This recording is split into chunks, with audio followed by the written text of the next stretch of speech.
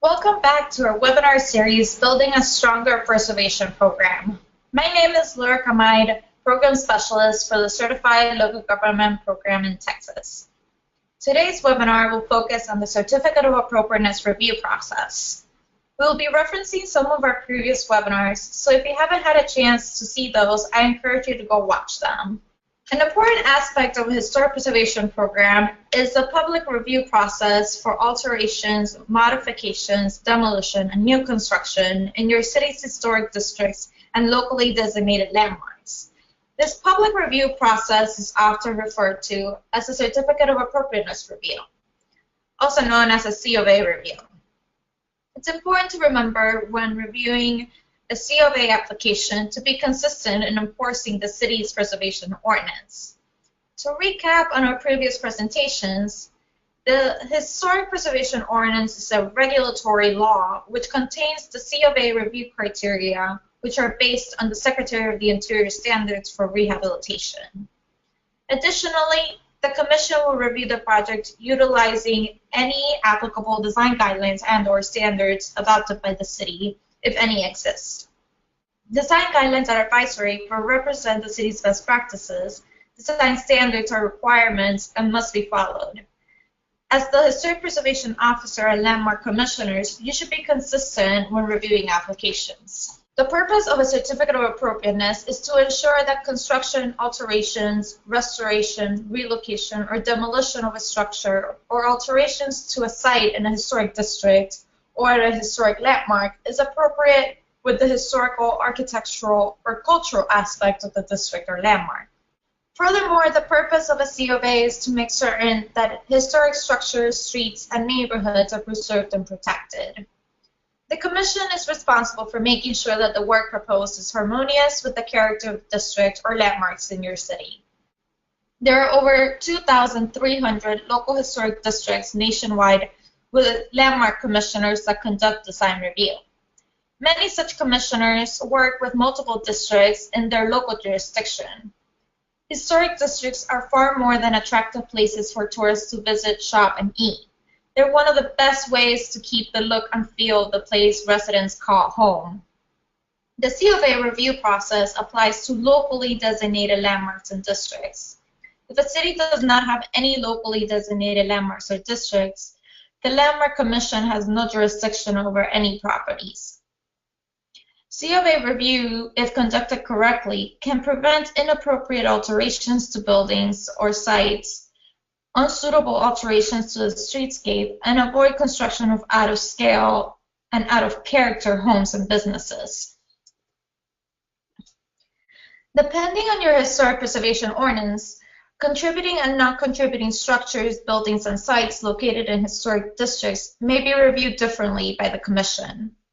A higher level of review and control may be assigned over more significant properties, while correspondingly less review and control may be assigned to less significant properties. For example, the Landmark Commission may be granted authority to deny demolition of contributing designated buildings, yet merely delay demolition of buildings that are not contributing. This classification is usually done when a historic research survey is conducted and the district is designated. If the degree of review is based on this classification, it is important to keep the survey or historic property database up to date. For example, several of our Texas CLG cities conducted their surveys in the 1980s and 90s, 30 to 40 years ago, which means many of their 20th century resources were probably classified as not contributing since they would have fallen short of meeting the 50-year requirement. However, if those same properties were to be surveyed today, they would be considered contributing. C of A review are conducted by the local historic preservation officer and by the Landmark Commission. Most cities and municipalities have two types of C of A reviews: administrative review and commission review. This is specified in their city's historic preservation ordinance. Both of these reviews use the city's adopted historic preservation ordinance, the Secretary of the Interior standards, and any locally adopted design guidelines or standards. As an example of administrative versus commission applications are divided, I will be using the City of San Antonio's Division of Work for C of A as an example of how the two review processes would work. The Office of Historic Preservation staff can approve improvements to a historic structure that will enhance or improve its integrity, such as the removal of deteriorating materials, burglar bars, or non-original materials. They can also approve general maintenance projects such as foundation repair, paint color, and HVAC system replacement. Administrative review is reserved for minor improvements. However, the HPO or designated staff can still refer any project to the Commission. The HPO is responsible for meeting with applicants to discuss their projects and determine which level of review would be required. For example, the owner of a historic property may come in with an application to replace the roof of their home. The original application is to replace the tile roof for tile. However, upon meeting with the applicant, the HPO finds that the project also includes a ground level addition on the property and that they will prefer a metal roof instead of tile. The HPO may have the authority to approve a tile roof, but not a metal roof, nor the additions proposed. Therefore, the application is referred to the Commission. The HPO would also be responsible for accepting and reviewing C of A applications for compliance with the requirements and preparing staff reports for the Landmark Commission. Projects that require more careful review or have a larger scope of work require Commission review.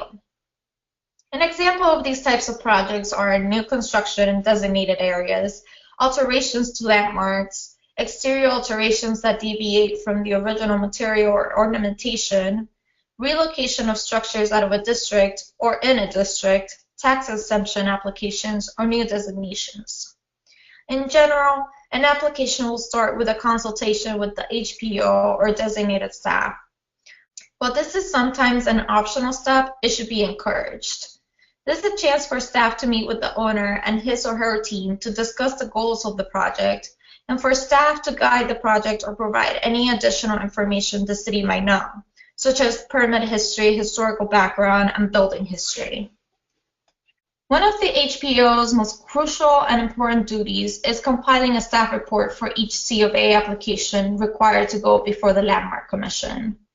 Prior to scheduling the Commission meeting, the HPO will compile all the necessary information such as maps, photos, zoning documents, applicable design guidelines, architectural drawings, etc. into a staff report so that the Commission can make an informed decision.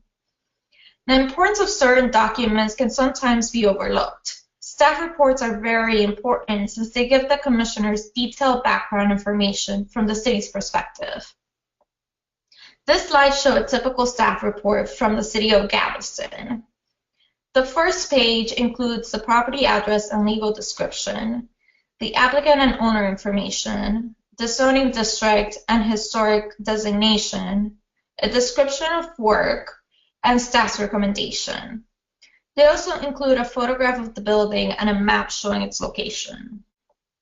The subsequent pages include more detailed zoning information, historic background, and a summary of all proposed changes.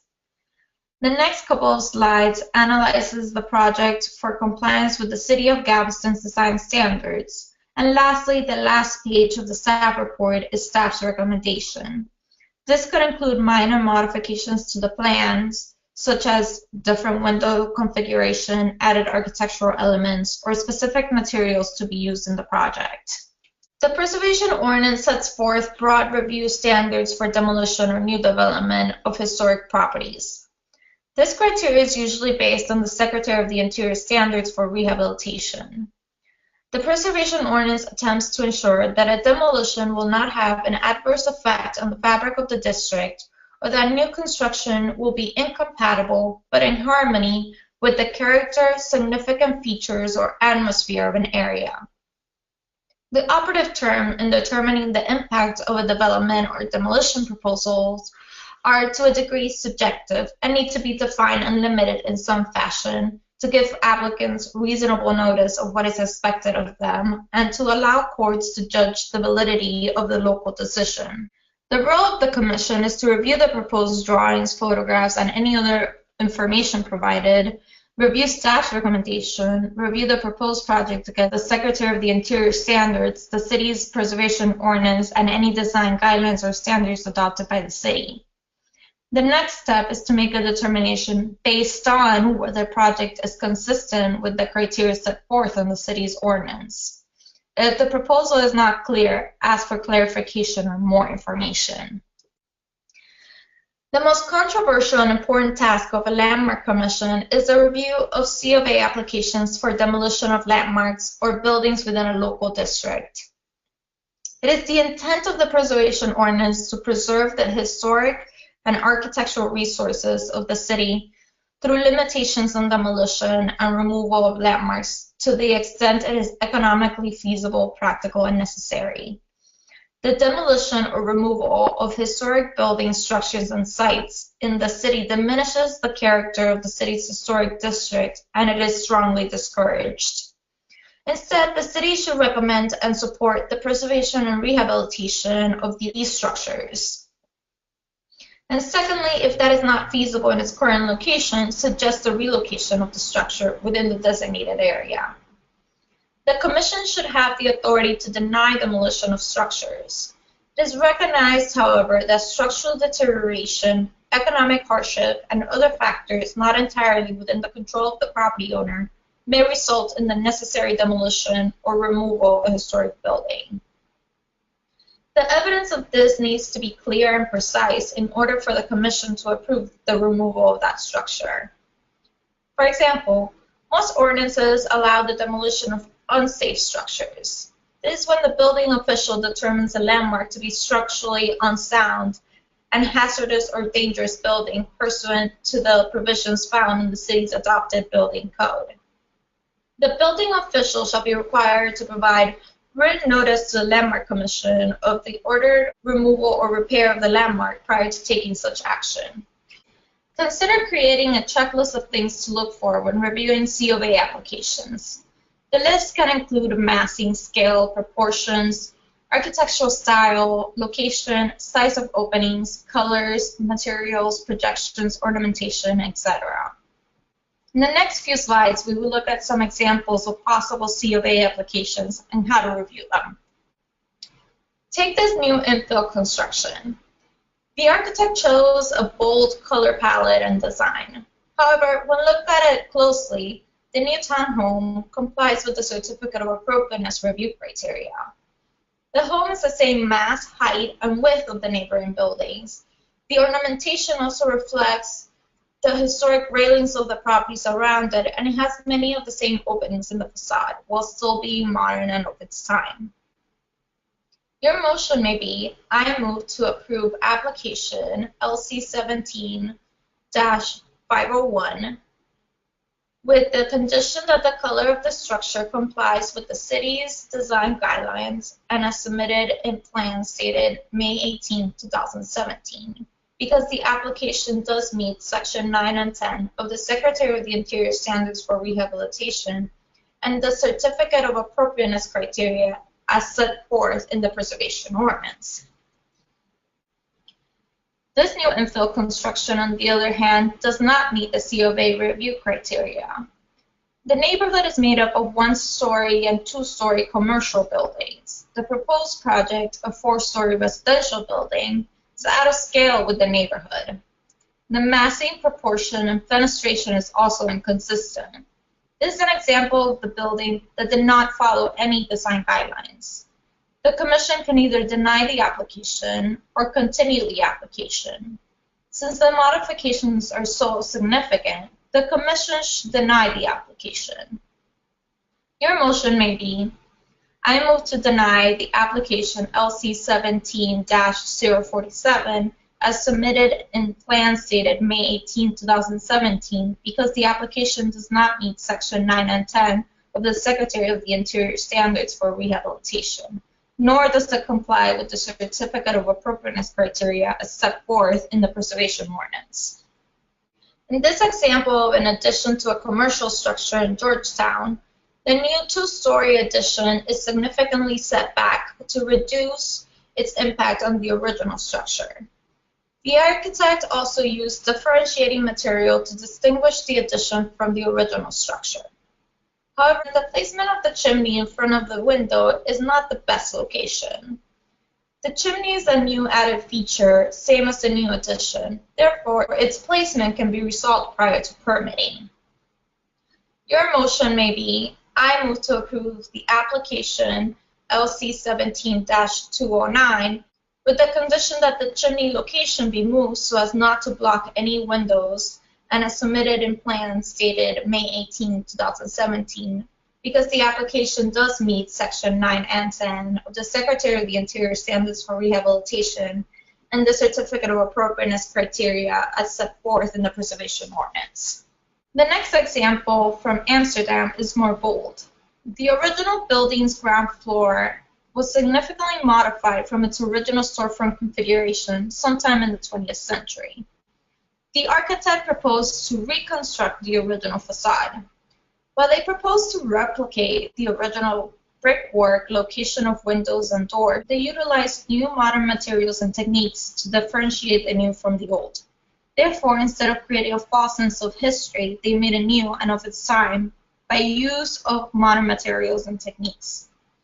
Your motion may be, I move to approve the application LC 17-300 with staff's recommendation and as submitted in plans dated May 18, 2017, because the application does meet Section 2, 3, 5, and 6 of the Secretary of the Interior Standards for Rehabilitation and the Certificate of Appropriateness criteria as set forth in the Preservation Ordinance.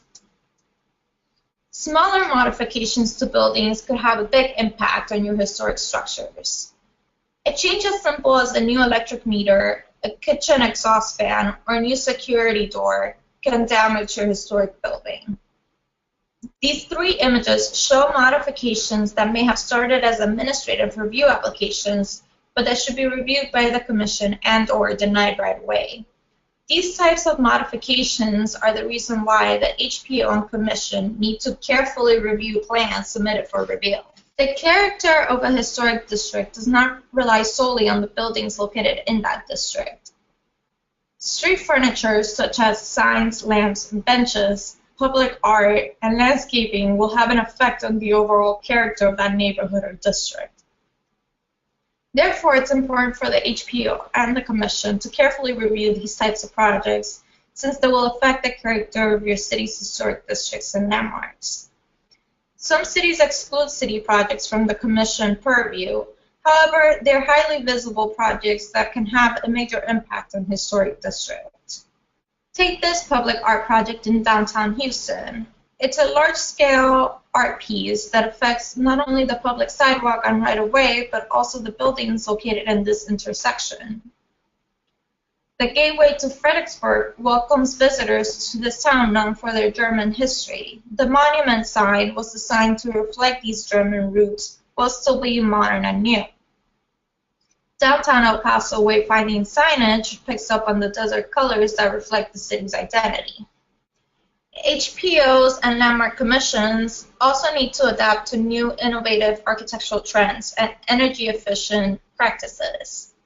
While many cities have adopted design guidelines to limit the visibility of these structures, there's another aspect that commissions should consider when reviewing these applications. Many of these new practices include the installation of large-scale equipment that can have a physical as well as a visual impact on your historic buildings. The placement, method of installation, and visibility of these structures require review by the HPO and the Commission. Take a careful look at the structural attachment of these types of equipment. Oftentimes, they can damage architectural features, or due to their weight, they might require large structural supports. When reviewing applications, it's important that each member of the Commission comes prepared for the meeting. Review and read staff reports, the submitted documents, and if time allows, visit the site.